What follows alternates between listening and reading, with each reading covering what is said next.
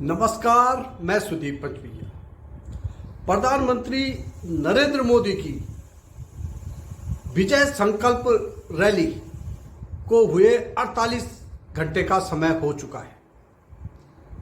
Rally को पूरी तरह से सफल बताते हुए भाजपा के नेता कार्यकर्ताओं की भीड़ थपथपा चुके हैं और आह्वान कर चुके हैं कि मोदी के संदेश को जन जन तक पहुंचाएं ताकि भाजपा को राज्य की 5 लोकसभा सीटों पर जीत मिल सके। क्या 2019 के लोकसभा चुनाव की तरह मोदी की रैली का संदेश जन जन तक पहुंच चुका है?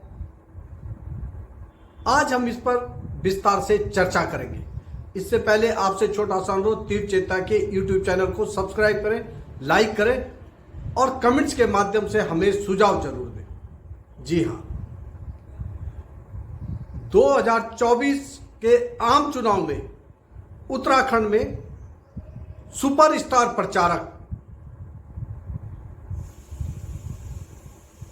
प्रधानमंत्री नरेंद्र मोदी की भाजपा के लिए विजय संकल्प रैली हो चुकी है। भीड़ के लिहाज से, अट्रैक्शन के लिहाज से और अटेंशन के लिहाज से ये इस चुनाव की सबसे बड़ी रैली उत्तराखंड में है। 2 अप्रैल को प्रधानमंत्री नरेंद्र मोदी रुद्रपुर में भी ऐसी रैली को संबोधित कर चुके हैं।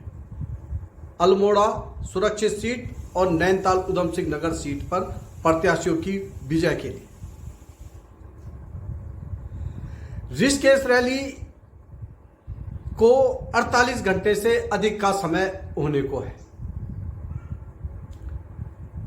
क्या इस रैली का असर 19 तारीख तक दिखेगा? 2019 में जिस प्रकार का माहौल था, कम से कम इस बार ऐसा नहीं है। 2019 पे क्लियर वेव दिख रही थी भाजपा के पक्ष में। इसके पीछे नरेंद्र मोदी का करिश्माई नेतृत्व ही था। मगर इस बार कहानी कुछ और लग रही है। अधिकांश सीटों पर, राज्य की 5 लोकसभा सीटों पर ऐसा दिख रहा है। दरअसल स्थानीय मुद्दों ने तेजी से आकार ले लिया है। रोजगार और महंगाई बड़ा मुद्दा बन चुके हैं। इन मुद्दों को सत्ताधारी पार्टी कोई भी हो, आज भाजपा है, इससे पहले कोई और कांग्रेस थी केंद्र में, वो एड्रेस करने से बचते हैं और इस बार लगभग यही मुद्दे दिख रहे हैं। पौड़ी लोकसभा सीट पर भाजपा कठिन स्थिति में है। यहां फाइट भाजपा के लिए टफ दिख रही है। माना जा रहा है कि, या भाजपा का दावा है कि नरेंद्र मोदी की 11 अप्रैल की रैली के बाद अब पौड़ी में भाजपा के पक्ष में माहौल बनने लग गया है। और लेकिन 48 घंटे में धरातल पर ऐसा बहुत ज्यादा देखने को नहीं मिल रहा है, नहीं देखने को मिल रहा है। हरिद्वार में तेजी से समीकरण बदल रहे हैं। भाजपा जो एज की बात भाजपा के पक्ष में जा रही थी, अब वो तेजी से समीकरण बदल रहे हैं। उत्तर प्रदेश के सीमावर्ती जो इलाके हैं या संसदीय क्षेत्र हैं हरिद्वार से लगे हुए, उनका हल्का हल्का माहौल हरिद्वार की तरफ भी शिफ्ट हो रहा है। ऐसे ही नैनीताल उधम सिंह नगर सीट पर भी देखने को मिल रहा है। अल्मोड़ा सुरक्षित सीट की कहानी हो रहा है। टेरी में युवा बॉबी पवार ने माहौल और राजनीति कुछ अलग तरह के डेवलप कर दी है। यहां निर्दलीय बॉबी पवार को कमजोर आंकने वाले राजनीतिक विशेषज्ञ राजनीतिक धुरंधर अब कहने लगे हैं कि आखिर क्या युवा एक तरफ तो नहीं हो गया है।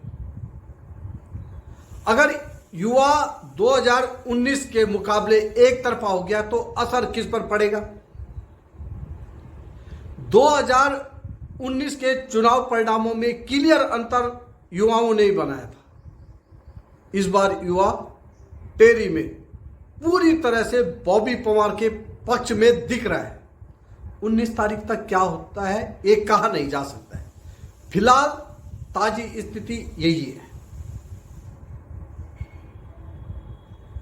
कुल मिलाकर कांग्रेस और अन्य दलों ने जो अग्निवीर योजना है सेना की, उसको लेकर जनता में जो भाव है उसको अच्छे से उबारना शुरू कर दिया है। रोजगार का ये मामला पौड़ी, टेरी, अल्मोड़ा में बहुत असर डालने वाला साबित हो सकता है।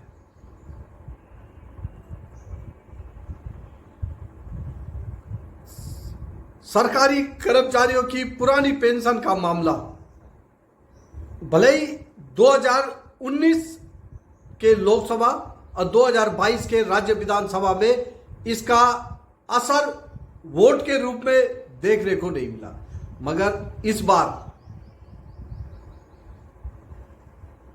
ये मुद्दा बड़ा बन गया है।